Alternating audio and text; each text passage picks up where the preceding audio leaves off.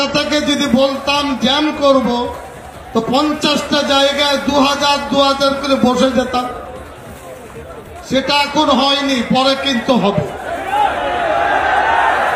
বলে করব, বলে প্রথমে জেলাকে একটু টাইট করি, তারপরে কলকাতার 50টি জায়গায় 10,000 হলে কত লাগবে?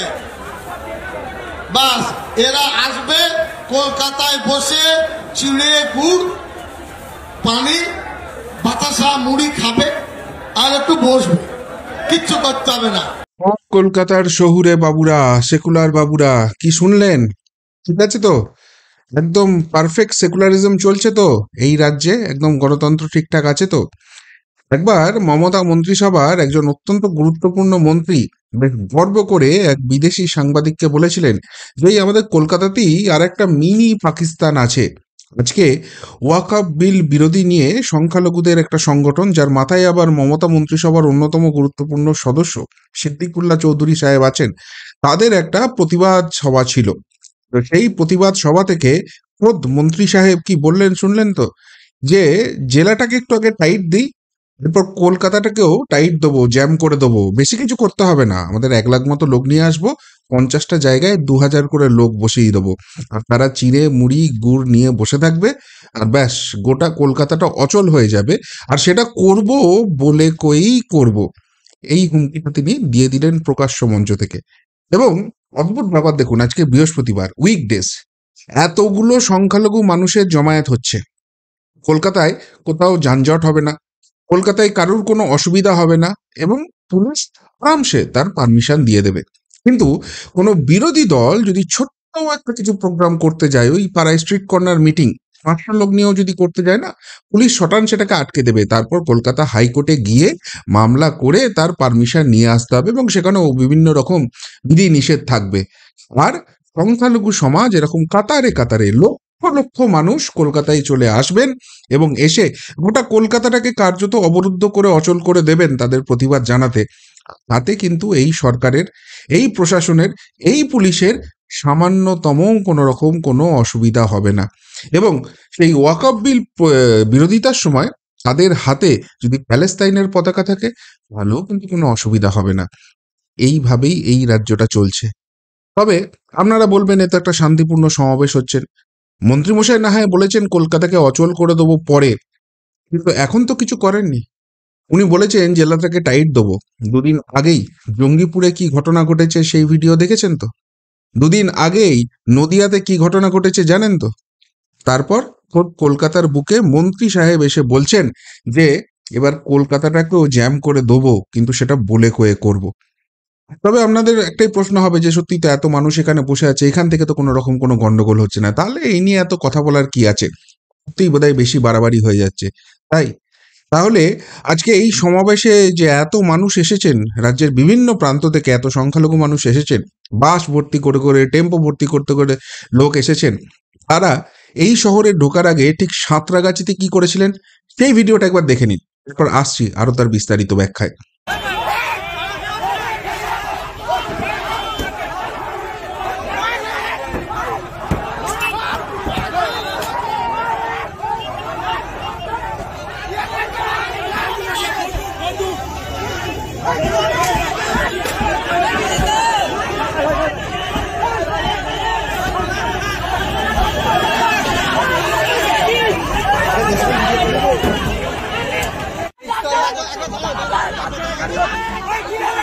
এই ভিডিওটি সোশ্যাল মিডিয়ায় ভাইরাল হয়ে গেছে এবং পরিষ্কারভাবেই দেখতে পাচ্ছেন, ওই যে গাড়িটা দেখুন, গাড়িটার মাথায় আমাদের শিবের মাথায় যে তিলকটি থাকে সেই রকম একটি তিলক আছে, এবং সেখানে ঠিক উড়ে উড়ে গিয়ে এইভাবেই ভাঙচুর করা হচ্ছে। এবং সেই ভাঙচুর যখন করা হচ্ছে, আশেপাশে পুলিশ দাঁড়িয়ে আছে, তারা শুধুমাত্র নীরব দর্শক। কি অপরাধ ছিল? একটা যদি শান্তি, এই যে লাঠিটা দেখুন, এই যে শান্তিপূর্ণ প্রতিবাদ হচ্ছে, সেই শান্তিপূর্ণ প্রতিবাদে এই রকম ভাঙচুর হবে? আর সেইটা করার পর পুলিশ নীরব দর্শক হয়ে থাকবে, তাদের কি বলছে, বাবা বেশি ভাঙচুর করো না, সরে যাও সরে যাও। এই যে যারা এরকম গন্ডগোল করলো, পুলিশ এখনো অব্দি কি স্টেপ নিয়েছে? দুদিন আগে যখন জঙ্গিপুরে পুলিশের গাড়ি পুড়িয়ে দেওয়া হয়েছে, পুলিশকে ইট পাথর ছোড়া হয়েছে, পুলিশকে গিয়ে দোকানে লুকোতে হয়েছে, নদিয়াতে ওরকম মারাত্মক ঘটনা ঘটেছে, তারপর কলকাতার ঠিক কাছেই সাঁতরাগাছিতে, মানে নবান্নর অদূরেই এইরকম তাণ্ডব চলছে, আর তার কোনো প্রিকশন পুলিশের নেই। এত বড় ঘটনা ঘটছে, পুলিশ সেখানে নীরব দর্শক, যে যার মতো পারছে মার ধর ভাঙ চুর সমস্ত কিছু চালিয়ে যাচ্ছে।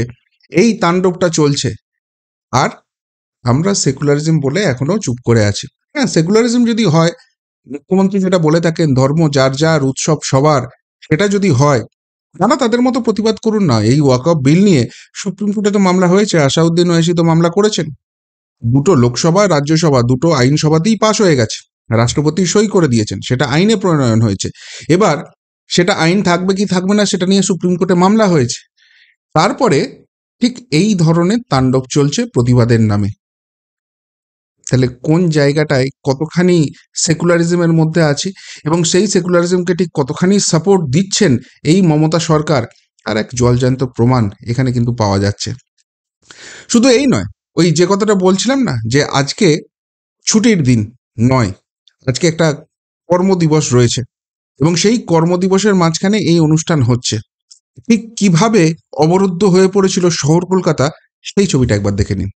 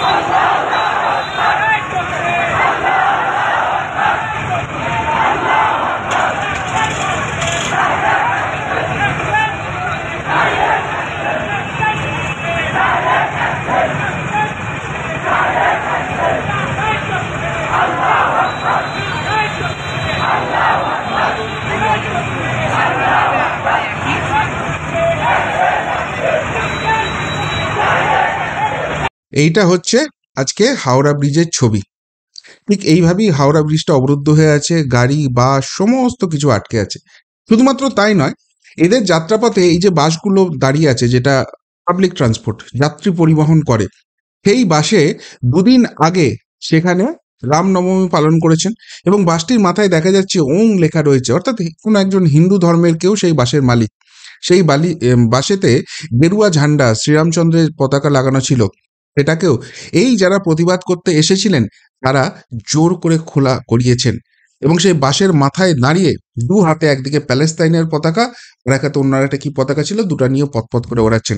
সেই ভিডিও ভাইরাল হয়েছেন, শুভেন্দু অধিকারীর যদি এক্স হ্যান্ডেলে যান সেই ছবি দেখতে পাবেন। তো এখন প্রশ্ন হচ্ছে, ধর্ম যার যার উৎসব সবার। প্রথম কথা, ওয়াকফ বিল যেটা হয়েছে তার সঙ্গে কিন্তু ধর্মের কোনো সম্পর্ক নেই। ওয়াকফ বোর্ড যে অ্যামেন্ডমেন্ট হয়েছে সেটা একটা জমি সংক্রান্ত বিষয় রয়েছে, এবং সেটা সুপ্রিম কোর্টের রায় বলে দিচ্ছে, সেটার সঙ্গে সংখ্যালঘু সম্প্রদায়ের যে ধর্মীয় ব্যাপার তার কোনো রকম কোনো সম্পর্ক নেই। কিন্তু সেখানে করতে গিয়ে এই যে ওই কালো সাদা পতাকাগুলো দেখা যাচ্ছে দূরে, ওগুলো কিসের পতাকা? তারা যে প্রতিবাদ করতে এসছেন এই পতাকা নিয়ে, সেই পতাকাগুলো কিসের পতাকা? ওই যে কালো সাদা পতাকা উঠছে, কোন দেশের পতাকা? কিসের প্রতীক এটা? এবং এইভাবে হাওড়া ব্রিজ অবরুদ্ধ হয়ে আছে। এখন কোনো যানজট হচ্ছে না নিশ্চয়, এখন কোনো সাধারণ মানুষের কোনো অসুবিধা হচ্ছে না, এবং শুধুমাত্র তাই নয়, এই যানজটটা এতই প্রবল করে দেওয়া হয়েছিল, এবং কলকাতার বিভিন্ন অংশ, Howrah bridge, second Hooghly bridge, Moulali, park circus, বিভিন্ন জায়গা থেকে খবর আসছিল যে এরকম অবরুদ্ধ হয়ে পড়েছে, এবং সেখানে অ্যাম্বুলেন্স, সেই অ্যাম্বুলেন্সকে অব্দি দাঁড় করিয়ে রেখে দিয়েছে। কতখানি মানবিক আন্দোলন হচ্ছে বুঝতে পারছেন? আর পুলিশ প্রশাসন চুপ করে বসে আঙুল চুষছে, অ্যালাউ করছে। কেন? কারণ একটা ডিভিডেন্ড ভোট ব্যাংক, এদের ভোটেই তো জিতে মমতা বন্দ্যোপাধ্যায় সরকারে বসেন, সুতরাং এরা যা খুশি তাই করতে পারে, এগুলো তো আটকানো যাবে না, এগুলো অ্যালাউ করতে হবে, এগুলো গণতান্ত্রিক অধিকার, এটাই সেকুলারিজম। ঠিক এই ছবিটাই, এই গণতান্ত্রিক পদ্ধতিটাই এই ধর্ম যার যার উৎসব সবার এই পার্টিকুলার শান্তির ছবিটাই মমতা বন্দ্যোপাধ্যায় কিন্তু উপহার দিচ্ছেন। আর এই রাজ্যের রাজধানীর সকল শিক্ষিত মধ্যবিত্ত সমাজ এখনো কিন্তু ঘুমিয়ে আছেন। এই প্রতিবাদ একদম সঠিকভাবে হয়েছে তো। শুধু বিরোধীরাই যখন কোনো রকম মিছিল করে, প্রতিবাদ করে, তখন সেখানে যত কিছু বেআইনি হয়ে যায়। আর সেই জন্য চটি পুলিশ সেগুলোকে আটকাবার চেষ্টা করে, আর হাইকোর্টে গিয়ে প্রত্যেকবার আইনের ঠাস ঠাস ঠাস করে থাপ্পড় খেয়ে সেগুলোকে খুলে দিতে হয়। শুধুমাত্র এই নয়, আপনারা যদি মনে করেন যে আজকের ঘটনাটা কোনো একটা বিচ্ছিন্ন ঘটনা, হ্যাঁ প্রতিবাদ হয়ে গেছে, একদিন প্রতিবাদ করতে এসছেন, না, এটার রিপিট টেলিকাস্ট বারবার দেখতে হবে। কেন বলছি, কয়েকদিন আগেই পার্ক সার্কাসে শুক্রবার দিন, গত শুক্রবার, ওই যে স্পেশাল প্রার্থনাটা হয় সেটার পর সেখানে মানুষ জমায়েত হয়েছিলেন এবং হয়ে ঠিক কি বলছেন, এই বাংলাটাকে শাহিনবাগ বানিয়ে দেবো, এই কলকাতাটাকে শাহিনবাগ বানিয়ে দেবো। কি বলেছিলেন একবার দেখে নিন সেই ভাইরাল ভিডিও।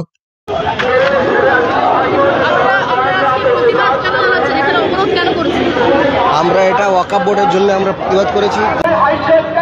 কিছু বলার নেই, সব সামনে আছে। নিজের জিনিস নিজেকে দিতে হবে, আমাদের জিনিস আমাকে দিতে হবে। আমাদের জিনিস কেড়ে নেওয়া দরকার নেই। আমরা देखिए चीज तो हमारा है। কি বলুন, কেন করছে? এটা আমাদের খেলাফ আছে। এনআরসি এনেছিল 2017, কোনো কিছু ভালো হয়েছে? এই কোভিডের নামে একটা ছেলা জাল এনেছিল, কোভিডের নামে ছেলা জাল।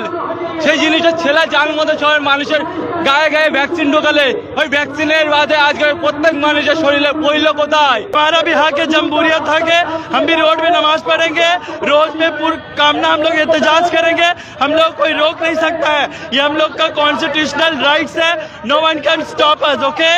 नारे तकबीर, नारे तकबीर, नारे तकबीर। ये जो बिल है ये बिल्कुल भी अनकॉन्स्टिट्यूशनल है, डेमोक्रेसी के अगेंस्ट है और ये सेक्युलरिज्म के अगेंस्ट है। ये पूरा एंटी मुस्लिम बिल है। ये बिल को वापस लेने होगा, नहीं तो फिर कोलकाता को भी शाहीन बाग बना देंगे। हम लोग बोल दे रहे, हम पूरा कोलकाता शाहीन बाग बना देगा, हर जगह शाहीन बाग हो जाएगा, बोल दे रहे। ये শুনলেন কিভাবে কলকাতাটাকে শাহিনবাগ করে দেওয়া হবে? করতে এসছেন ওয়াকফ বিলের প্রতিবাদ, কথা বলছেন কোভিড নিয়ে। কোভিডের সময় কি হয়েছিল? অর্থাৎ কারোরই কোনো কিন্তু ধারণা নেই যে এই ওয়াকফ অ্যামেন্ডমেন্ট অ্যাক্ট যেটা হয়েছে সেটাতে কি হচ্ছে। কিন্তু এইভাবে রাস্তায় তারা নেমে পড়েছেন এবং প্রশ্ন একটাই, যে এরা প্রতিবাদ করছেন সব ঠিক আছে, এরা নিশ্চয়ই পুলিশে পারমিশন নিয়েছিলেন। পুলিশ পারমিশন দিল কি করে? শুক্রবার দিন, কাজের দিন। সেই কাজের দিন কলকাতার একটা বিস্তীর্ণ অঞ্চল এইভাবে অবরুদ্ধ হয়ে পড়লো, পুলিশ পারমিশন দিল কি করে? আর যদি পুলিশ পারমিশন দিয়ে না থাকে তাহলে এরা বিনা পারমিশনে এত কিছু করে ফেললো, পুলিশ চুপটি করে বসে আছে? এই যে শাহিনবাগ বানিয়ে দেবো হুঙ্কার ছাড়ছেন। শাহিনবাগে দিল্লিতে কি হয়েছিল আপনারা নিশ্চয়ই সকলেই জানেন। যান পশ্চিমবঙ্গে, কলকাতার বুকে সেই জিনিস হোক। এত বড় কথা বলার পরও কিন্তু পুলিশ নিশ্চুপ হয়ে আছে, প্রশাসন নিশ্চুপ হয়ে আছে। কেননা ডিভিডেন্ড ভোট ব্যাংক। এবার আপনাদের মনে একটা প্রশ্ন আসবে যে এই সব কিছুই তো ঠিকই আছে, এরা হয়তো বিচ্ছিন্নভাবে করে ফেলেছেন, আমাদের রাজ্যের মাননীয় মুখ্যমন্ত্রী এসব হয়তো কিছু জানেন না। প্রথম কথা, যদি না জানেন তাহলে তিনি মুখ্যমন্ত্রীর চেয়ারে বসেই আছেন কেন, আর পুলিশ মন্ত্রী হিসেবে এই চেয়ারটা আঁকড়ে আছেন কেন? 2 নম্বর কথা, তিনি সবটা জানেন। কেন বলছি দেখুন প্রমাণটা, তারপর আসছি। বুঝতে পারলেন না পারলেন না? আজকে মুখ্যমন্ত্রী অফিস থেকে ফোন এসেছিল এক করে, এইসব সমাবেশ থেকে তিনিও সন্তুষ্ট। মুখ্যমন্ত্রীর বক্তব্য বিধানসভায় আমি একটা আপনার মুসলিম তথা প্রস্তাব এনেছি, আমার রাজ্যে ওয়াকফ আইন আমি বলবৎ হতে দেব না। শুনলেন মন্ত্রী সাহেব কি বললেন? খোদ মুখ্যমন্ত্রী ফোন করেছেন কিছুক্ষণ আগে এবং বলেছেন যা কিছু জমায়েত হয়েছে তিনি খুব খুশি। মানে তিনি এই জন্যই খুশি যে তার যে সংখ্যালঘু ভোট ব্যাংকটা আছে সেটা অটুট আছে, সুতরাং সেই দিকে কোনো ব্যাপার নেই। এবং ভোটের অঙ্কেই তিনি পরিষ্কারভাবে জানিয়ে দিয়েছেন যে এই বাংলায় ওয়াকফ আইন চালু হতে দেব না। বিধানসভায় স্পেশাল রেজলিউশন নিয়ে আসছেন এবং সেটাকে তিনি আটকে দেবেন। এখন প্রশ্ন হচ্ছে যে পশ্চিমবঙ্গটা ভারতবর্ষের অঙ্গরাজ্য এবং ফেডারেল স্ট্রাকচার অনুযায়ী যদি কেন্দ্র সরকার কোনো আইন প্রণয়ন করে এই পশ্চিমবঙ্গ সেটা মানতে বাধ্য। কিন্তু সেটাকে স্পেশাল অ্যাক্ট এনে আটকে দেওয়া হবে এবং পশ্চিমবঙ্গে কিছুতেই ভারতবর্ষের আইন চালু করতে দেবো না, তাহলে পশ্চিমবঙ্গটা কি স্বাধীন আর একটা দেশের দিকে যাচ্ছে? নাকি ওই বাংলাদেশের কোনো এক মুরব্বী ডাক দিয়েছিলেন না যে মমতা বন্দ্যোপাধ্যায়কে আমরা আহ্বান জানাচ্ছি আপনি পশ্চিমবঙ্গকে ভারতবর্ষ থেকে বিচ্ছিন্ন করুন, তারপর একটা বৃহত্তম ইসলামিক কান্ট্রি আমরা তৈরি করব, সেই দিকেই পশ্চিমবঙ্গটাকে নিয়ে যাচ্ছেন। কেন্দ্র সরকারের সমস্ত কিছু সুবিধা আমার চাই, সমস্ত কিছু ফান্ড আমার চাই, সেখানে আমি ফেডারেল স্ট্রাকচারের কথা বলবো, আর কোনো আইন প্রণয়ন হলে আমি সেটা করতে দেব না, সে কথা মন্ত্রীকে ফোন করে খোদ তিনি বলে দিচ্ছেন। এবার আপনারা বলবেন যে সেটা কি করে আপনি বলছেন? যদি মমতা বন্দ্যোপাধ্যায় এই কথা ফোন করে না বলে থাকেন, মন্ত্রী সাহেবের ক্ষমতা হবে এরকম প্রকাশ্য মঞ্চ থেকে তার সম্বন্ধে বলবেন। আর এই ভিডিও তো সোশ্যাল মিডিয়ায় ভাইরাল হয়ে গেছে। মমতা বন্দ্যোপাধ্যায় কেন এরকম কোনো কথা বলছেন না, আমি এরকম কোনো ফোন করিনি, সিদ্দিকুল্লাহ সাহেব বানিয়ে বানিয়ে বলছেন, এবং তার জন্য যা যা ব্যবস্থা নেওয়া সেটা কিছু করছেন না কেন? তার মানে দুয়ে দুয়ে চার করলে তো এটাই আসে যে মমতা বন্দ্যোপাধ্যায় অবশ্যই বলেছেন। তার মানে এটাই দাঁড়ায় পশ্চিমবঙ্গটা, কলকাতাটা এখন কোন গ্রাসে চলে গেছে? সত্যিই কি এখানে সেকুলারিজম অবশিষ্ট আছে? সত্যিই কি এখানে গণতন্ত্র অবশিষ্ট আছে? সত্যিই পুলিশ প্রশাসন সবার জন্য একই আইন এই জায়গাটা নিয়ে আছে? ঠিক কতখানি সুরক্ষিত হয়ে আছে? জঙ্গিপুরে যে ঘটনা ঘটেছে, সাঁতরাগাছিতে আজকে যে ছবি দেখা গেল, হাওড়া ব্রিজের যে ছবি আপনাদের দেখালাম, তারপরও মনে হচ্ছে যে শান্তিপূর্ণ একটা প্রতিবাদ আন্দোলন চলছে সমস্ত কিছু মেনে, এবং সকলেই পশ্চিমবঙ্গে বেশ সুরক্ষিত আছে। আপনাদের কি মনে হয়? এই নিয়ে যদি কিছু বলার থাকে অবশ্যই কমেন্ট বক্সে কমেন্ট করে জানাবেন। এমনকার মতো এখানেই শেষ করলাম, ফেরত আসছি নতুন প্রতিবেদন নিয়ে খুব তাড়াতাড়ি। ভালো থাকবেন, সাথে থাকবেন, পাশে থাকবেন। নমস্কার।